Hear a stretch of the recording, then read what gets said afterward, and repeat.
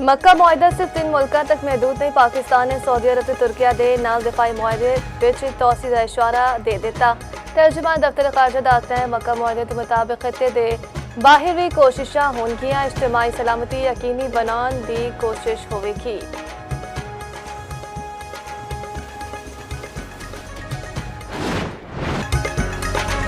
मैनू ताना दिता गया कि बच्चों को लैपटॉप रिश्वत के तौर उत्ते दे रहे हैं कि थानू लैपटॉप ने जदीद जमाने में दाखिल नहीं किया कि इस लैपटॉप ने थानू घर में बैठ के इज्जत नाल रोजगार कमाने का मौका नहीं दिता। लोगों ने लैपटॉप सिर्फ मशीन होवेगी, साडे लई मिशन है। वज़ीर आज़म शहबाज शरीफ का तनकीद करने वालियां नू जवाब। वज़ीर आज़म दा रवां वरहे मजीद 2.5 लाख तलबा को लैपटॉप देने का ऐलान। नौजवान लई पहली यूथ इंप्लॉयमेंट पॉलिसी ते स्टार्टअप्स लई 10% कोटा मुख्तस करने का भी ऐलान। आइंदा बर इस्लामाबाद में दानिश यूनिवर्सिटी बनाने का ऐलान किया गया। वज़ीर आज़म शहबाज शरीफ ने तकरीब नाल खिताब के दौरान माइक डिगन उत्ते आख्या, मेरा ख्याल है इत्थे दी इंतजामिया ए सोच के आई है कि 10 तो 12 साल पहले मुक्का मारिया सी ते माइक डिग गया सी। हुण असी मुक्के मारे बगैर ही माइक डिगान दे लिया। ईरान तबाह हो गया, हुण मशरिक़ वस्ता दा गुंडा नहीं रहा। इंदे कोल कोई पैसा नहीं। अमरीकी सदर डोनाल्ड ट्रंप दा तुरंत सोशल उत्ते बयान आख्या, अपना हुकूमत अमरीका दे मुकम्मल कंट्रोल विच है। हर कोई साडी बहरी नाकाबंदी नू फौलादी दीवार करार दे रहा है।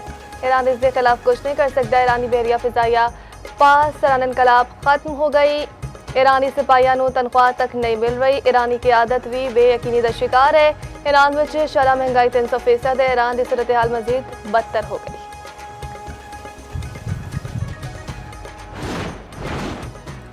अमरीकी फौज साडे तसव्वुर तो भी वध कमजोर निकली। ईरान ट्रंप के पूरे दौरे सदारत तक जंग जारी रख सकता है।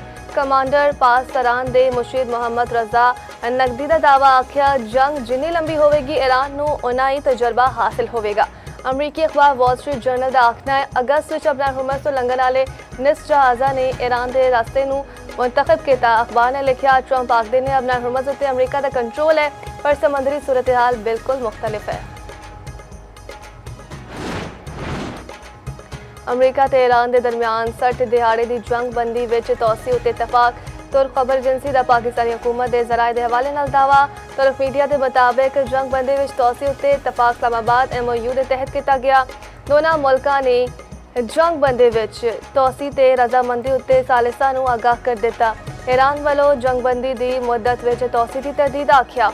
इंज दी कोई गलबात नहीं हुई। तेहरान के नुक्ता नज़र नाल इस मुआहदे की कोई इब्तदाई तारीख मुकर्रर ही नहीं सी, इसलिए तोसी का कोई जवाब ही नहीं। ईरानी अहदेदार का आखना है, सीज़फायर विच तोसी उत्ते कोई मुज़ाकरात नहीं हुए। अमरीका ने 48 घंटे बाद ही मुआहदा तोड़ दिता सी। मुआहदे की मुद्दत शुरू ही नहीं हुई।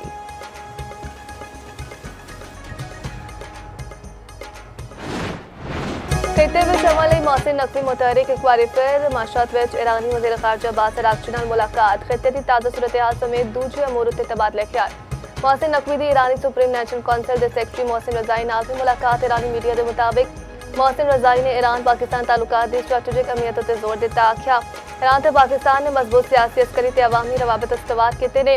ईरान पाकिस्तान की हुकूमत अफवाज के अवाम नू अहम असासे समझता है। दोवें मुल्क मौजूदा ताल्लुकात नू वसीतर ताउन इस्तेमाल करन ईरान पाकिस्तान नू आलम इस्लाम के अहम तरीन असासियां विच शुमार करदा है। इस तो पहले वज़ीर दाखिला मोहसिन नकवी दी तेहरान में ईरानी सदर मसूद पज़ेश्कियान नाल अहम मुलाकात।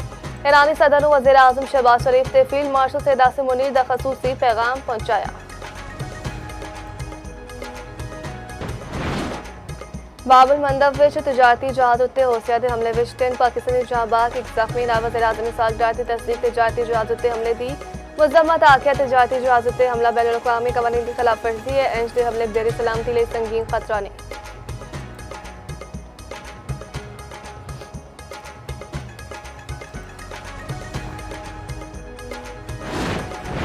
बलोचिस्तान के इलाके सवारब विच बारूद नाल भरी गड्डी विच धमाका। 4 दहशतगर्द हलाक, 3 शहरी शहीद। ISPR के मुताबिक फितन हिंदुस्तान के दहशतगर्द बारूद नाल भरी गड्डी तैयार कर रहे सन। तैयारी के दौरान ही गड्डी धमाके के नाल फट गई। फायरिंग के शदीद तबादले विच पाक फौज के 2 जवान भी जख्मी। सदर वज़ीर आज़म और वज़ीर दाखिला दा फोर्सेस में खराबी तहसील।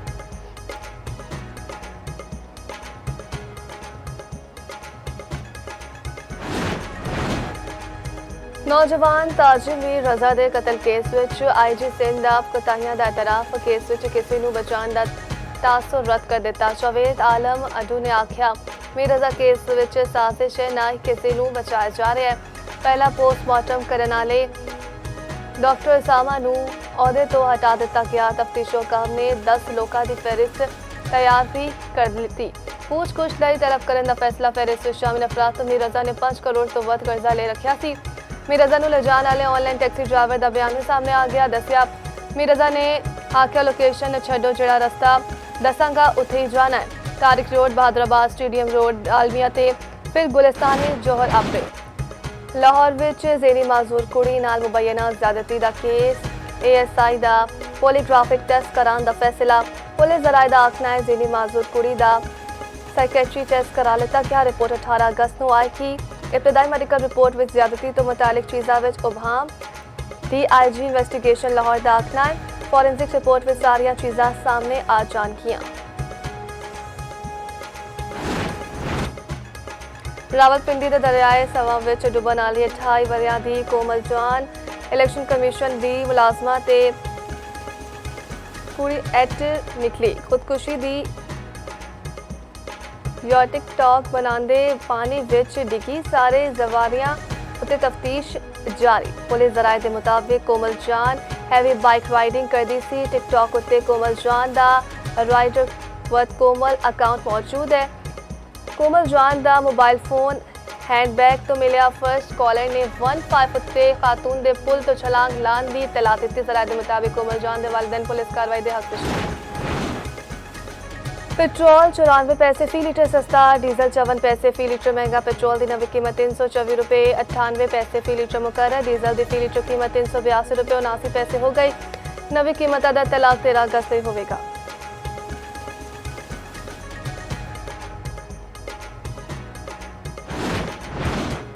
गुड ट्रांसपोर्टर्स की हड़ताल 6वें दिहाड़े भी दाखिल। हड़ताल दे बाइस अशिया की तरसील रुक गई।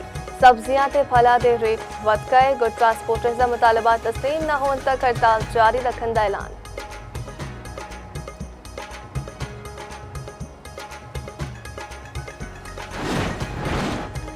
बेलारूस के वज़ीर तवानाई वज़ीर आज़म शहबाज शरीफ नाल मुलाकात। वज़ीर आज़म का मुश्तरका वज़ारती कमीशन के नवे इजलास विच मुफीद मुज़ाकरात उत्ते इत्मीनान, तिजारत, सनअत, ज़राअत, तवानाई समेत ताउन के सारे शोबे दा जायजा।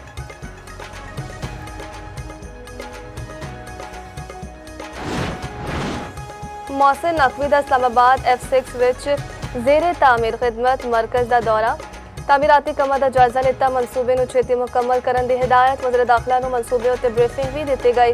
वज़ीर दाखिला मोहसिन नकवी ने आख्या खिदमत मरकज़ विच जदीद पब्लिक ड्रिलिंग हॉल बनेगा। दीगर शहरां विच भी इंज दे मरकज़ बनावांगे।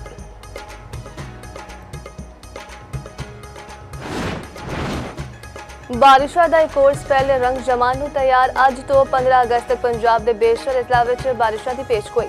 रावलपिंडी ते इस्लामाबाद विच मूसलाधार बारिश में शेबी इलाके डुब गए।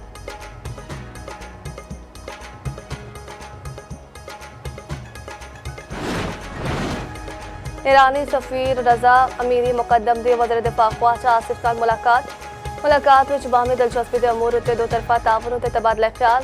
वज़ीर दिफा दा बरादराना ताल्लुकात मज़ीद मजबूत बनाने ते अज़म दा इरादा। बाहमी दिलचस्पी के शोबिया विच ताउन फरोग देने उत्ते इत्तफाक।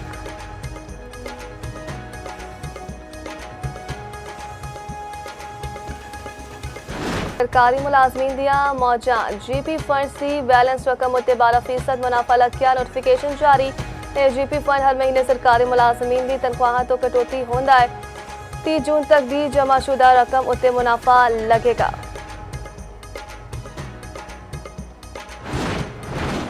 सिंध हुकूमत कराची आलिया ते महंगाई का एक और बम सुट दिता। पानी ते सीवरेज के बिलों में 7.5% इजाफा। नोटिफिकेशन जारी। इतलाक जुलाई 2026 तो होगा।